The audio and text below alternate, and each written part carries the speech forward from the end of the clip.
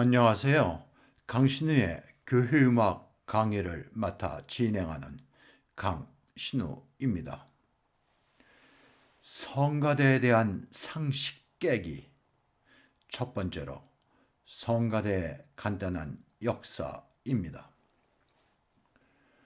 우리의 지식이나 상식 가운데 많은 부분은 자기 자신의 실제 체험과 주위에서 행하여지는 것에 대한 간접적인 경험입니다.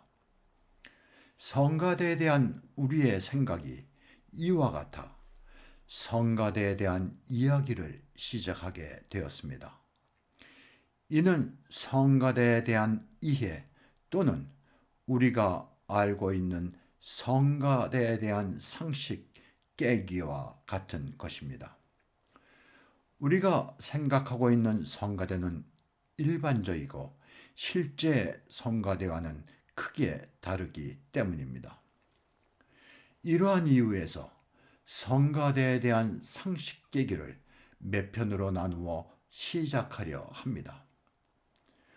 우리는 지금의 한국교회 성가대에 대한 상식과 지식을 넘어서야 한국교회 성가대의 변화와 발전을 기대할 수 있기 때문입니다.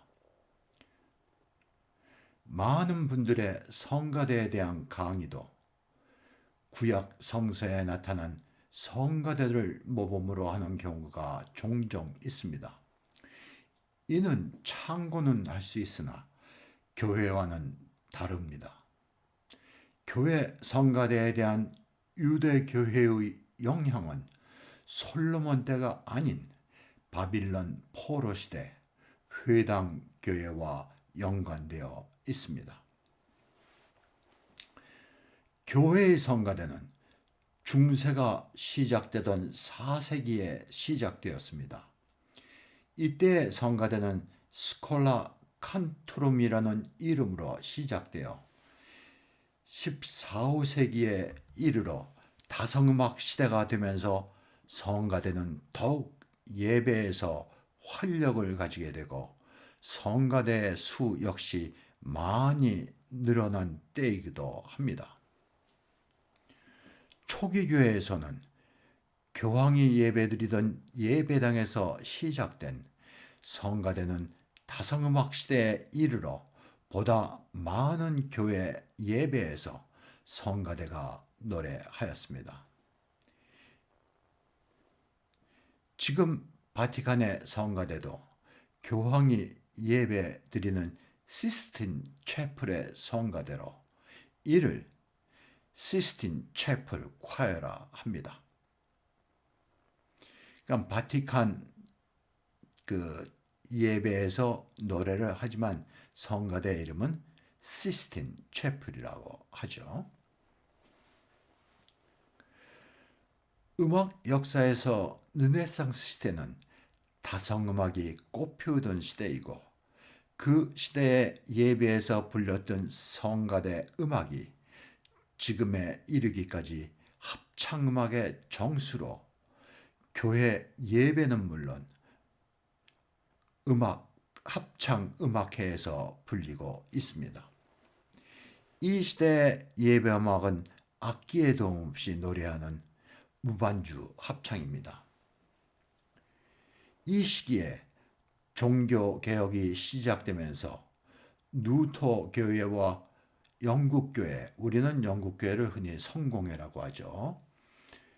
영국 교회는 예배에서 음악을 장려하고 성가대가 예배에서 노래하는 것을 장려하면서 교회 음악 발전에 크게 이바지하게 됩니다. 음악 역사에서 르네상스 시대와 바로크 시대의 음악가들, 우리가 이름을 들으면 알만한 대부분의 작곡가들 거의가 교회 음악가였습니다. 누토교회는 예배에서 악기의 사용을 장려하여 오르간을 포함한 다양한 악기들이 사용되었고 영국 교회는 오르간을 주로 사용하였습니다. 독일 교회 음악 가운데 대표적인 장르인 칸타타는 예배에서 설교 전에 성가대가 노래하는데 이 음악을 위한 반주로 현악기, 목관악기, 금관악기, 그리고 팀파니와 같은 타악기 등을 사용하였습니다. 여러분들이 지금 클래식 음악 감상을 위해 듣는 합창 음악들은 거의 대부분이 예배를 위한 음악들입니다. 개혁교회는 다성음악은 물론 악기의 사용을 예배에서 금지하고 오직 시편가의 멜로디만을 악기의 도움 없이 노래하도록 제한하였습니다. 개혁교회는 성가대는 물론 음악가가 없는 교회가 되었습니다. 유대교회는 바빌론 포로 시대에 회당교회가 시작되었고 이때부터 예배에서 악기의 사용을 금지하였습니다. 그 이유는 바빌론 포로 시대의 이교도들이 그들의 예배에서 춤과 악기를 사용하기에 이를 이교도적으로 생각하고 예배에서 춤과 악기의 사용을 철저히 배격하고 오직 시편만을 단순율로 노래하였습니다. 네, 옛날에는 화성음악이 없었으니까 당연히 시편을 단순율로 노래했겠죠. 이때 시편을 노래하던 음악가를 선창자, 우리말로 선창자라고 그러고 히브리 말로는 칸토르라고 그랬어요. 칸토르라 하는데 이들은 유대교 예배에서 중요한 지위를 갖게 되었습니다. 지금도 루터교회에서 교회음악 지도자를 칸토르라 하는데 이 말은 유대 회당교회에서 시편을 노래하던 선창자에서 온 말입니다. 우리가 꼭 알아야 하는 것은 이 유대 회당교회에서 예배와 관계된 유급의 직책은 성직자와 선창자가 유일하였습니다. 예배에서의 음악가는 봉사자가 아닌 전문가, 영어로는 스페셜리스트라 합니다. 어느 분야의 전문 지식을 갖고 있는 사람, 전문적인 능력을 갖고 있는 사람을 스페셜리스트라고 그래요. 봉사자가 아닌 스페셜리스트로 유대교회는 물론 교회의 그 전통이 이어져 오고 있습니다. 그러니까 우리 한국교회에서 음악하는 사람들을 봉사자라고 생각하죠, 대부분. 물론 봉사자 음악가들도 있습니다. 그런데 전문적으로 하는 음악가가 한국교회에서는 그렇게 인정되지 않는 것이 현실이에요. 초기 교회에서도 유대교회 회당 예배에 영향을 받아 시편과 찬송을 악기의 도움 없이 단선율로 노래하였습니다. 그 뒤에 예배에서 오르간만이 유일한 악기로 인정되고 사용하게 되었습니다. 아무래도 그 초대교회는 많은 그 유대교회의 영향을 받았어요. 그래서 음악 역시 유대교회에 영향을 받은 그러한 결과인 것입니다. 우리가 잘 아는 개혁교회 지도자인 칼빈은 음악의 조상인 유발이 카인의 후손이라 하여 음악을 악마의 유산이라 하였고 악기의 사용을 예배에서 금지한 근거입니다. 네, 유발을 수금과 퉁수 부는 자의 조상이라고 성경에서 말하고 있죠. 그래서 이분은 음악가의 조상이 되는 사람입니다. 그런데 유발이 카인의 후손이 있기 때문에 칼빈은 악마의 음악이 악마의 유산이라고 그렇게 얘기한 것입니다. 아마 인류 역사에서 가장 오래된 연좌제라 생각됩니다. 여러분들이 연좌제를 대부분 다 아실 거예요. 아주 젊은 분들은 잘 모르실 수 있죠. 연좌제는 부모나 조상들이 지은 죄가 그 자식이나 후손들에게 계속되는 겁니다. 네. 그거와 같이 그 카인의 유발이 카인의 후손이라고 해서 그 음악을 죄악시한 게 꼭 그 인류 역사에서 가장 오래된 연좌제라고 생각된다는 그런 얘기입니다. 성가대 시작과 함께 여성 성부는 변성 이전의 소년들이 노래하고 남성 성부는 성직자들이 노래하였습니다. 그때 여성들은 교회에서 지위가 낮았고 여성의 목소리가 유격적이라 하는 이유에서였습니다.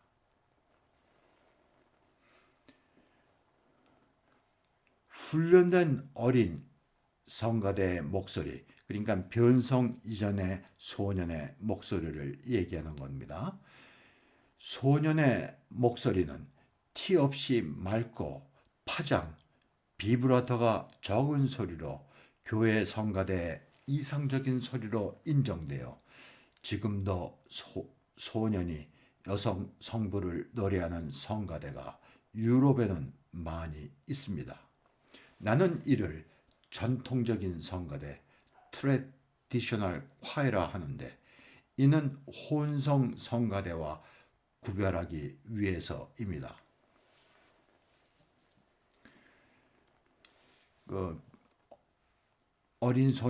훈련된 어린 소년의 목소리가 아주 맑아요. 나중에 여러분들이 그 목소리를 듣겠습니다만은 많고 또 특징이 파장이 아주 적습니다. 그 파장을 음악 용어로 비브라토라고 흔히 우리가 그 말하는 바이브레이션을 비브라토라 돼요. 음악 용어로. 비브라토가 아주 적어요. 그래서 그 아주 티 없이 맑고 깨끗한 소리로서 교회의 이상적인 소리로 인정된다는 것입니다. 소년들을 어려서부터 음악 교육을 시켜 성가대원으로 육성하는 과정에서 이들 가운데 많은 음악가들이 나왔습니다. 서양 음악 발전의 중심에 있는 이들이 있었습니다. 그러니까 그 어려서 음악 교육을 받은 그 소년들이 커서 음악가가 됐어요. 작곡가도 되고. 그래서 많은 작곡가들이 옛날에는 거의 모든 작곡가가 소년 성가대원 출신들이었습니다. 옛날에는 조기 음악 교육은 오직 어린 소년들을 성가대원으로 양성하기 위해 가르치는 과정만이 유일한 것이기 때문이었습니다. 지금같이 개인적으로 음악을 어려서 사사할 수 있는 그런 시스템이 없는 시대니까 자연히 그 성가대 학교가 어린 소년을 가리키는 성가대 학교가 유일한 음악 교육기관이었다는 그런 얘기입니다.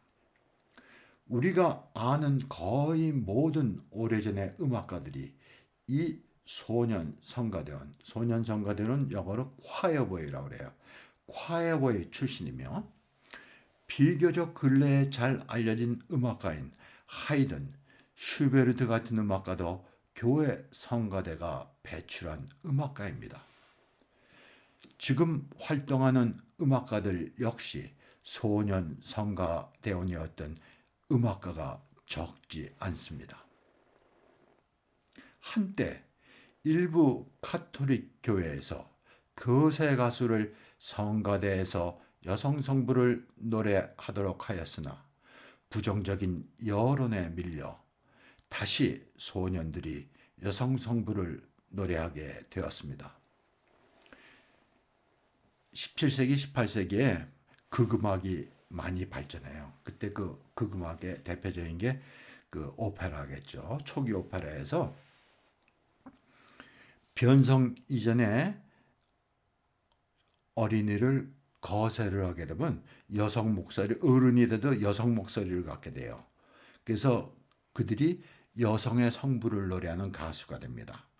그래서 그 거세 가수가 생기게 된 거예요. 당시에 이 지금의 연예인과 같이 거세 가수의 인기가 아주 높았고 많은 돈을 벌 수 있어서 그 목소리가 웬만큼 좋은 어린이들은 이 거세 가수의 길을 많이 갔다 그래요. 그러니까 부모들이 그 돈 벌고 싶은 욕심에서 그 자식들을 어린 소년들을 이렇게 거세해서 거세 가수를 시키는 경우가 많습니다. 여러분들이 파리넬리라는 영화를 본 사람이 있다면 그것이 바로 거세 가수에 대한 이야기예요. 그리고 우리가 잘 아는 앞에서 얘기한 하이든도 아주 아름다운 목소리를 소년 시절에 가졌다고 그래요. 그래서 주위에서 하이든을 거세 가수로 만들자 했는데 아버지가 반대했답니다. 그러니까 아주 훌륭한 아버지를 둔 것 같아요, 하이든이. 그래서 다행히 훌륭한 작곡가로서 인류에 공헌할 수 있게 된 것입니다. 이는 교회의 어두운 성가대 역사 가운데 하나입니다. 이 전통적인 성가대를 육성하고 유지하기 위하여 소년들을 위한 교육시설을 비롯하여 많은 경제적 부담이 따르게 되어 지금은 이러한 전통적인 성가대가 줄어들고 있으며 점차 여성 성악가들이 이를 대신하는 혼성 성가대가 일반화되고 있습니다. 여러분들이 유럽이나 영국 같은 데 보면 교회에 사립학교가 있어요. 그런 사립학교들은 대개 명문 사립학교입니다. 명문 사립학교들인데 그 학교가 생긴 이유가 소년 성가대원을 육성하기 위해서 시작된 학교들이에요. 지금도 그 학교에서 소년 성가대원을 교육시키고 육성하고 있습니다.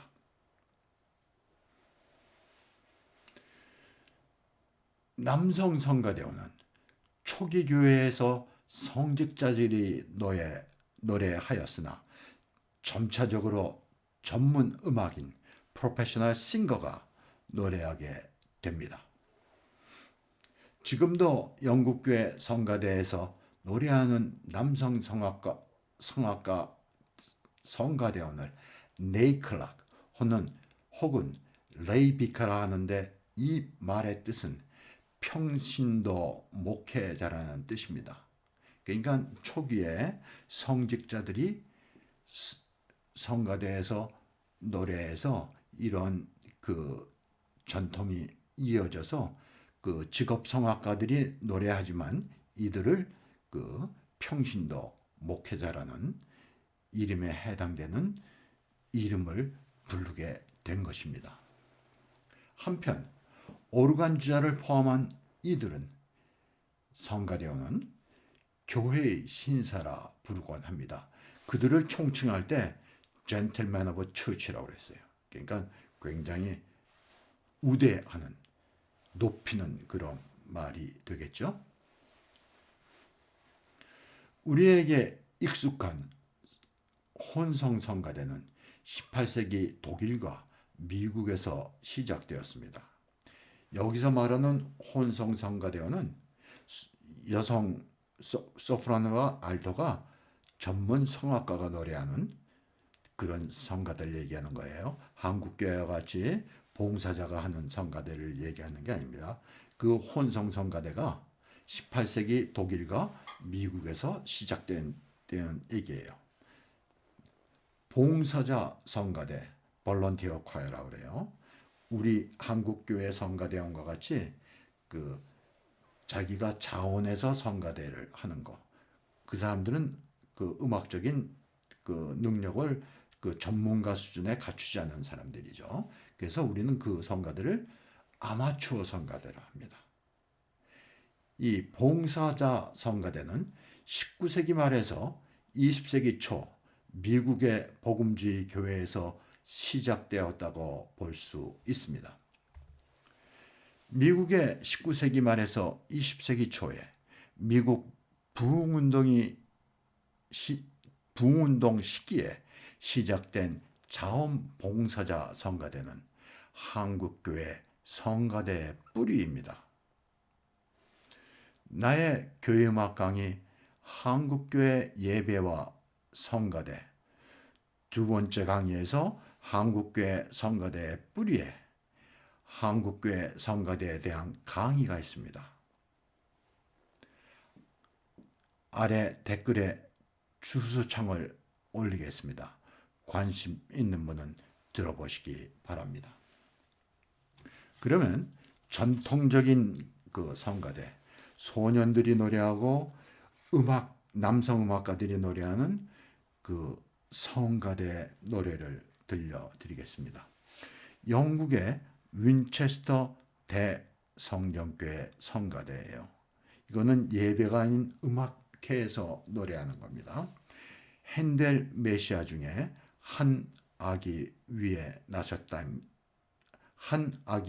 나섰다입니다. 이 윈체스터 대성전교회 성가대 윈체스터 카시드럴 콰이어는 천년의 역사를 가진 성가대예요. 영국에서도 가장 오래된 성가대 하나입니다. 이 성가대는 우리가 생각하는 성가대와 달리 예배에서 노래는 물론이고 정기적인 음악회를 합니다. 정기적인 음악회를 해요. 그리고 영국 국내는 물론 유럽이나 미국 같은 해외 연주 여행을 다녀요. 그리고 시간이 되면 이 성가대가 음반을 만듭니다. 성가대는 세계 정상급의 합창단들이에요. 그래서 이런 연주회가 있게 되면 아주 많은 사람들이 이 성가대 노래를 듣기 위해서 옵니다. 그리고 여러분들이 관심이 있으신 분은 윈체스터 대성전교회 그 레코드판 내가면 구할 수가 있어요. 아주 이러한 성가대의 그 CD는 명반에 속합니다. 아주 세계 정상급의 합창단들이에요. 그러니까 여러분들이 관심을 가지시기 바랍니다. 그리고 이 성가대는 평균 일주일에 6번에서 7번의 예배에서 노래합니다. 우리와 같이 그 예배에서 한 곡의 그 성가곡을 하는 게 아니라 한 예배에서 수없이 많은 성가곡을 노래해요. 근데 또 그 성가곡의 수준이 굉장히 높습니다. 굉장히 높아요. 그러한 그 음악을 그 예배에서 성가대가 노래하면서 음악회도 따라합니다. 그리고 해외 연주도 다니고 레코드도 만들고, 네, 우리가 상상을 초월하는 그런 그 일을 하는 성가대이기도 합니다.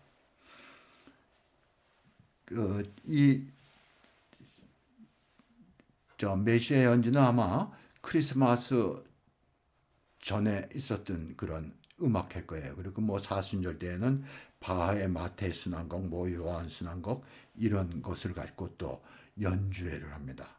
그때는 교회에서 하는데 모두 입장료를 내야지 들어가서 들을 수 있어요.